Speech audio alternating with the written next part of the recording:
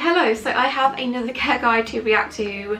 This one is a mouse one and it's quite a random one because you know when you go to the garden centre and they have that small pet aquatic section, and I don't think it's even any kind of chain pet store. They didn't even sell rats and mice, but they had a bunch of care guides. They didn't have a rat one, but I thought it'd be interesting to read and see if it's any good or not. So this is the front page and it's by the pet charity. I'm not majorly familiar with them, but I did do a quick Google because when you hear the word charity you think they've probably got better standards of care than if you were reading a care guide by Pets at Home or PetSmart or Petco. Anything's going to be better than the care guides that I've reacted to in the past, but I had a quick search and they are a registered charity. They also run a website called the Pet Portal, which you might have seen, and this stores care sheets and other information that has been reviewed by a range of expert organisations to give readers the confidence they can trust the information. So going off that, it should be good or at least better than some of the other care guides out there. I'm going to look at this as if I'm a first time prospective mouse owner that only has this as their information and doesn't have access to the internet, but also I'm going to be looking at this with the information that I've got and just see what we think. So first paragraph, this is what you're going to see to give you a first impression of what it's like to keep mice. So it says, fancy mice are relatively inexpensive to house and feed. Yes, you can do this on the cheap if you want to. There's definitely a lot more budget options. You don't have to spend a lot of money on your mice. There's many options out there to make things a bit cheaper, and they take up little space. I would disagree with this part because obviously my mouse enclosure takes up an entire wall. It doesn't have to, you can go a bit smaller than this, but they're not the tiny tank animals that a lot of people think they are, and I would hate for this to mislead people. So kind of off to a good start, kind of not. They are clean, rarely suffer from ailments and typically live for up to 2 years. I would be hesitant to say that mice don't suffer from anything because they are so prone to things like respiratory infections, tumours, skin issues. I think every mouse is going to have some sort of issue in their lifespan and possibly require vet treatment, so that could be a bit misleading to someone that reads this and thinks they're getting a really healthy pet, because mice are far from that. But let's take a look on the inside. It's got various different subcategories, and then the top of it says mice are social animals. I'm glad that's at the top because that's one of the most important things about mice, and it's best to keep them in single sex pairs or small groups. So while that's true, mice are incredibly social and all mice are social, there's no mention of the possible issues with housing 2 males together or groups of males together and the aggression issues that can occur and what to do if it does occur. Someone could read this and go out and get 2 males and then be surprised when they start fighting. So in the general care section it says mice normally stay healthy throughout their lives, but they can suffer from sneezing and breathing problems. Be sure to use appropriate dust-free bedding in the cage to help prevent these problems occurring.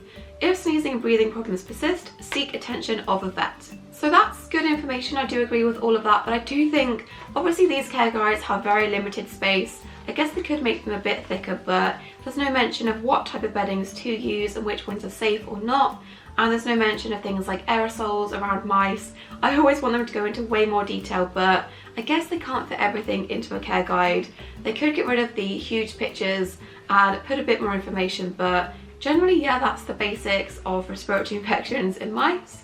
And then there's a whole paragraph dedicated to their teeth and how they should be worn down, and if they're overgrown, they should be clipped by a vet, which is all good information. I would maybe dedicate that space to things like tumours or skin issues like mites that are way more common. Of course, overgrown or misaligned teeth do happen, but it's not that common that I would maybe dedicate a whole paragraph to this, but I'm just nitpicking at this point. This care guide is good because it does mention various different times, take your mice to a vet if they're sick or they have teeth issues or something, which maybe someone that's thinking of getting mice might not realise. So I do appreciate how often they mention take your mice to a vet. And then there's a whole section on choosing your mice, about colours, etc. And then it says whichever variety you decide on, your mice should be at least 4 weeks old before you take them home. I would not be recommending people to get mice at 4 weeks old. I'd say 8 weeks old minimum, or at a push 6 weeks old. At 4 weeks old, especially with females, they should still be with their litter mates, still be with their mother, learning behaviours. I would not be recommending people to adopt or purchase a mouse that's 4 weeks old. That is way too young, and I'm really surprised to find this in this care guide. A healthy mouse should be, and then it lists various different things: bright, alert, have no signs of discharge from eyes, ears, have no bald patches, no signs of breathing problems, moving around the cage easily. All of this is good information, and I think that section is really important. And then we have the housing section. This one I'm always the most interested in. It says, a plastic cage with a removable base tray is ideal for keeping mice. The cage should be escape-proof but well ventilated. Beware of large gaps between bars, as juvenile mice may be able to escape through them, but there's no mention of what size gap is too big and that it should be below at least 1 centimetre, so you kind of just have to guess for yourself what's too big or not.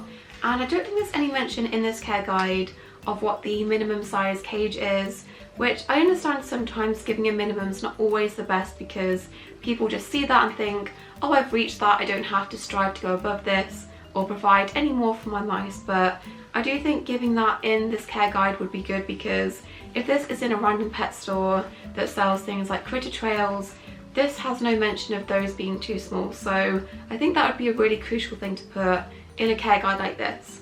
Then it also has a did you know bubble that says a temperature above 30 degrees Celsius could cause your mice to suffer from heat stroke.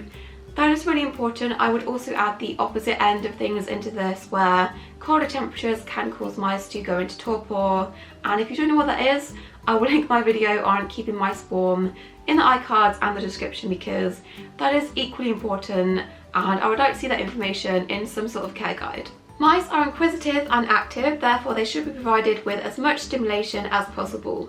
The cage should include a solid exercise wheel and a selection of toys to avoid boredom. So that's really important. I'm glad they've included that section to say that mice are active and they can get really bored easily, because hopefully people reading this will give them as much enrichment as possible. The floor should be covered with a layer of shavings and suitable bedding provided in the nest box. So care guides like this always say just shavings. They never go into too much detail, even after saying things like mice should be provided with a dust-free bedding. They never talk about things like fennels or pine and cedar or kiln-dried bedding. They just say shavings, which kind of defeats the point of saying choose a safe bedding for mice, because they don't really list any safe beddings for them. Someone reading that might just go to Pets at Home and get the most basic, non-kiln dried, non-dust extracted shavings and think that it's okay. So I would like to see more examples of safe beddings mentioned, rather than just being a bit vague. Soiled litter and food needs to be removed daily. Once a week the cage should be thoroughly cleaned out, disinfected with a pet safe disinfectant, and litter and bedding replaced. So this obviously very much depends on what size cage you've got. If you have a small 10-gallon tank, that is going to need cleaning much more regularly, but if you have a cage that's the size of mine, you don't need to be doing regular weekly cleans, because that is going to cause your mice to be very stressed and waste a lot of bedding that doesn't need wasting. So I do recommend for bigger enclosures that are 80 by 50 or even 100 centimeters plus, do monthly cleans and spot cleans on a weekly basis. You don't need to be taking all of the bedding out every single week, disinfecting and putting completely fresh bedding in. And I do recommend with mice putting a bit of the old bedding in. Don't completely replace all of the bedding, because that can be really stressful for them, and every single week is far too much for most mouse enclosures. Mice can leave an odour, and there are a number of products available to help absorb this. Your pet shop can advise you on suitable products. I would not trust most pet stores to advise me on what products are safe or suitable, because we all know they're not very good at that, but that again is quite vague. I don't know what kind of products they're referring to. There's things like cage granules, which I wouldn't really choose to use. Anything that's scented to cover up odour rather than dealing with the source of it, I wouldn't trust. Most mice will enjoy a mineral block, which should be available for their use.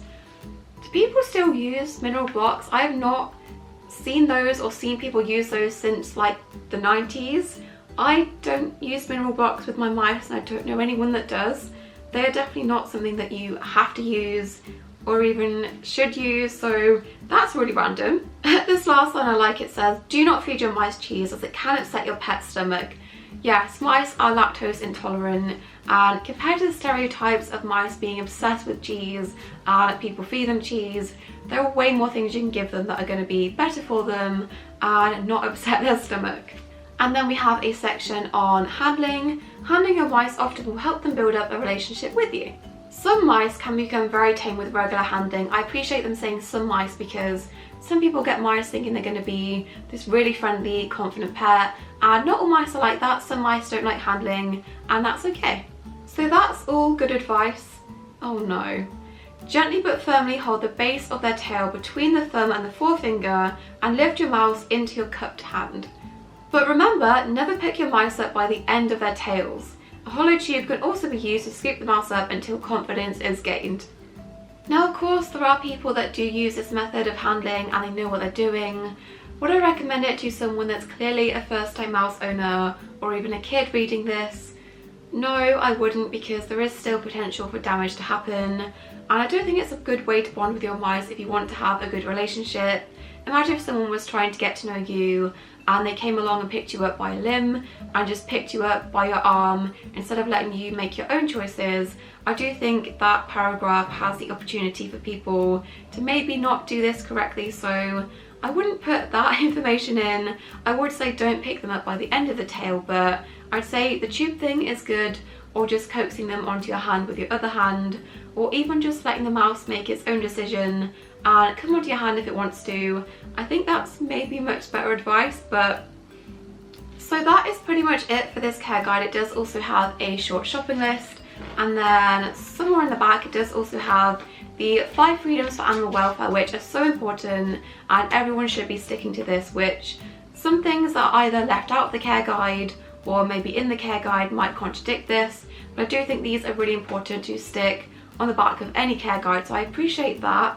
And I've also just spotted this says copyright 2014 The Pet Charity, so this was written back in 2014, which is almost 10 years ago, so a lot of this information could be outdated, and that is the problem with things like care guides or books.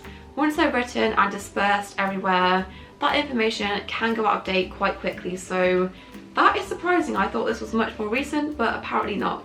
So that was this care guide. Overall not too bad. I do think it was quite vague, and they did omit quite a lot of important information, really specific things like wheel size and cage size and specific beddings. They could have put that into this care guide, and I understand it's hard to fit everything into this tiny piece of paper, but maybe they could have made the pictures a bit smaller. I don't know, but overall not the worst one I've ever read, which is kind of saying a lot, but I do think this has been one of the better ones I've read in the past. Just wish they put a bit more information in here. I do think sometimes either leaving out information or being really vague on a certain topic is sometimes just as bad as putting in misinformation, because unfortunately there's going to be some people reading this that this is their only research and they read this and think, okay, I'm done, time to get mice, and that is all they've read. So I do think certain things like this do have some sort of responsibility to put certain key things in, like the importance of wheel size and cage size. So hopefully if they release another one of these in the future that's not from 2014, then they'll put a bit more information in there, but there is a few links I think to websites on the back that hopefully have a bit more information than this had. But that is it for today's video. I hope you guys enjoyed watching. Do let me know in the comments what you thought of this care guide. Do you think it was good? Do you think it was not good? Also let me know if you'd like me to react to mouse care books or rat care books, because those are going to have so much more information, which means possibly more misinformation, because the problem with books is once they're published, or even things like this, they really quickly go out of date and the information can be quite outdated. So if you want me to source some interesting books to read, let me know and I will react to those in a future video. But thank you for watching. Don't forget to subscribe, and I'll see you in my next video. Bye!